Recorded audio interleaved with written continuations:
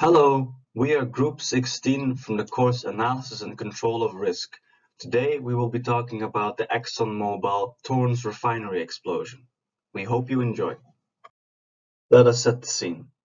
On Wednesday, the 18th of February 2015, a refinery in Torrance, California suffered an accidental explosion which resulted in the economic loss of between $2.4 and $6.9 billion, next to harm of health of operators and civilians living around the complex. Authorities stated that 4 workers were slightly injured and that the explosion had shattered windows of nearby buildings. Residents of the nearby area were told to stay inside and to close all the doors and windows. Looking back on the incident now, the incident was caused by many things, but first and foremost it was neglect for parts and general safety of the reaction process. Therefore, we believe that the safety instructor at this plant should have known the risks that were uncovered later and should have looked for more possible flaws in the system than were done in the end. Now the question remains, what went wrong on that fateful morning in February? Let us dive into it. In this slide, I'll explain the fluid catalytic cracking process. What does cracking mean? Cracking is the separation of hydrocarbon, a long hydrocarbon chain, into smaller hydrocarbon parts. This process is achieved with this schematic representation. I will explain every component. The hydrocarbons enter into the riser here. The riser and the reactor is where the reaction takes place. This is basically a reactor. In the distillation column, the split hydrocarbons get separated. This is achieved with the hydrocarbon pump around. It has to make multiple cycles due to the fact that the split hydrocarbons are very hot and they need to be cooled down first. That is achieved by pumping it out several times in the distillation column. The regenerator is where the regeneration process takes place of the catalyst.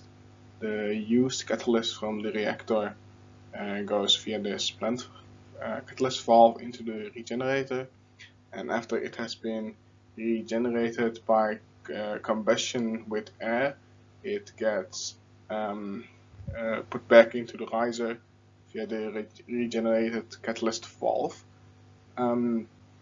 After the combustion with the spent catalyst, the combustion gases get transported into the expander. The expander is basically a chamber where power is generated to power other components in the plant with the property of expanding gas. After that, the gases are put into the ESP. That stands for electrostatic precipitator. This is basically to get rid of any still present catalyst particles that are into the gas. This is separated here. Separation takes place with charged plates in the ESP. This charged plate attract the charged catalyst particles. This might result in some sparks, but that is to be expected in the ESP. What went wrong to cause an explosion? Well, first of all, the setup was put into safe park mode. This is a special mode that reduces the production flow and sets it to close to zero. This had to be done because there were problems in the expander. Catalyst particles were piling up on the plates of the expander, which caused problems. Safe park mode is a special mode that lowers the projection. The spent catalyst valve will be closed, the regenerated catalyst valve will also be closed, and the hydrocarbon flow will be reduced to 2,000 pounds per hour instead of 20,000 pounds per hour. Also, steam will be pumped around in the hydrocarbon input to keep the pressure in the riser reactor and the distillation column. However, there were several problems. First of all, and in the safe park mode, the ESP expander and regenerator are shut down. The first problem that happened is that the ESP stayed energized, and as stated in the previous slide, in the ESP potential sparks could occur. Keep that in mind. This will become important later. The catalyst valve failed to seal and maintain a desired level of catalyst in the regenerator. This was due to the fact that there was an eroded valve that happened over the years because of heavy use. So there was a seal error. A leaking heat exchanger in the pump around allowed light hydrocarbons to enter the distillation column with a higher pressure. So that was another problem. And there was a steam leakage from the expander outlet where the workers were working on repairs. And that was also a problem. And the reactor pressure was too low to prevent hydrocarbons from backflowing from the distillation column into the reactor. So as you heard, there were a lot of problems that piled up, and the problem that resulted into the explosion was due to the fact that there were hydrocarbons flowing from the reactor to the regenerator because the valve was not closed or not sealed completely. That entered the expander where workers were working, and some went in the ESP, and that is the big problem because as stated before, it was still charged, and a spark occurred, and 1 + 1 is 2, the whole setup exploded. And luckily before that, the alarms already went off that there was stuff leaking from the expander, so a lot of people already evacuated the plant, but it was already too late to stop for an explosion, and the explosion took place or started in the ESP.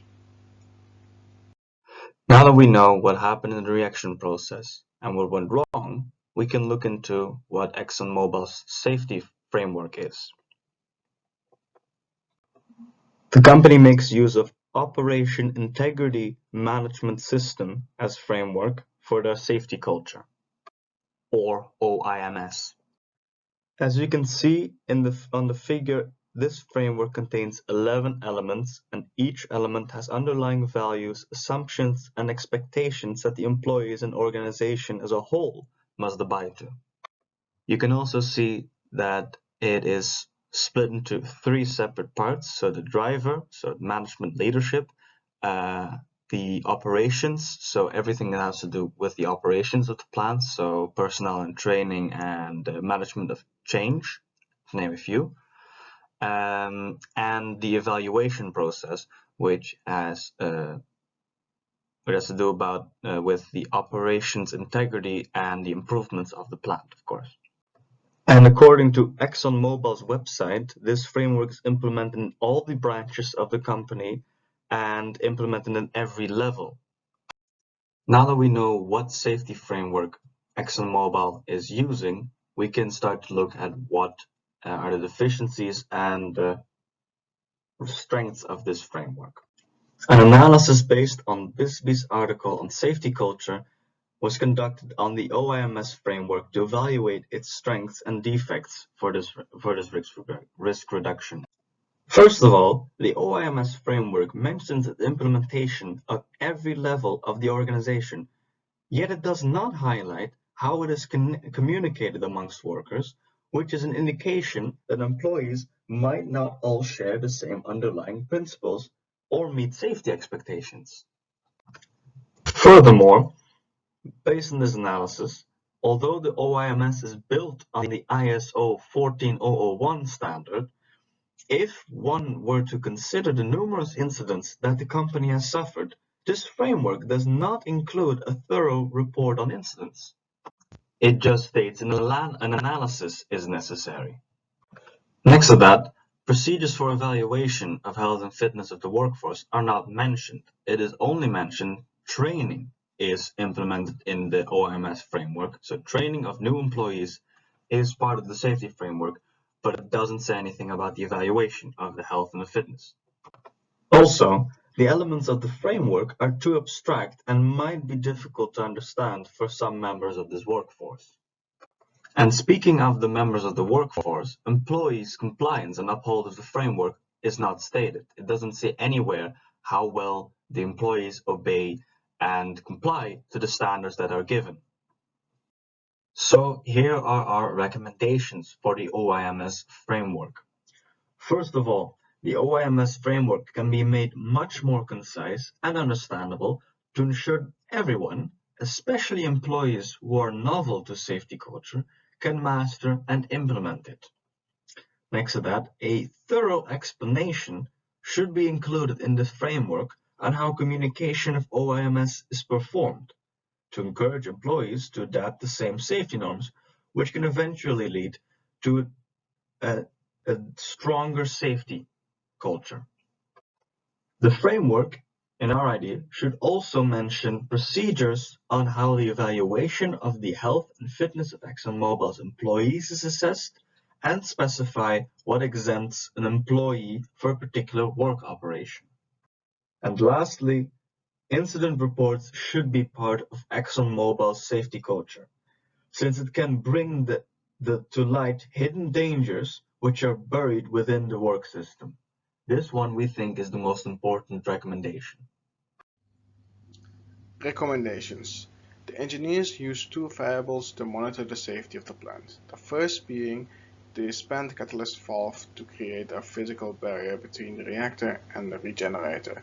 The second variable being the flow rate of the steam feed to the reactor to monitor if a positive pressure difference is created. The main problem with both these variables is that there are indirect variables, however it is more effective to monitor with direct variables. To monitor directly if the physical barrier is working correctly, it is smarter to monitor the catalyst levels in the regenerator than to look if the valve is on the closed position. The valve might indicate that the barrier is closed even though it is not. To monitor directly if a pressure difference is on the right level, it is better to take a differential pressure measurement than to measure the flow rate. There might be a leak somewhere. This would not influence the flow rate, but it would influence the differential pressure measurement. So, to conclude, we use the IRGC framework that was given to us. The first step is the pre-assessment or the identification and framing. And here we can see that the risk that was taken during the incident was that either the safety policy was circumvented by the plant operators for gain, or the safety policy was not known and therefore could not be acted upon. The next step is appraisal. The risk that is taken is to not actively and proactively communicate and execute the safety policies. As stated before, the causes of the incidents were technical and organizational. However, technical causes for the incident have their roots in the organization as well. If the safety policy was actively and proactively handled, the technical errors would not be able to snowball into each other and cause an incident as that happened in the Torrance plant. The third step is the characterization and evaluation, or making a judgment about the risk and the need to manage it. In this, we found that with the explosion at the plant being a consequence of the risk that is taken, the damages can be even expressed in their monetary value. In addition, employees were harmed as a consequence of this explosion. Therefore, this risk needs managing. And the fourth and final step in this evaluation plan is management. So deciding on and implementing risk management options and cross-cutting aspects, communicating, engaging with stakeholders considering the context. Here we found that the recommendation is that the safety policies should be followed and executed more actively, as all stakeholders should and could benefit from preventing incidents as the explosion at the Torrance plant. Thank you very much for watching. If you have any questions, feel free to ask us, and until next time, bye.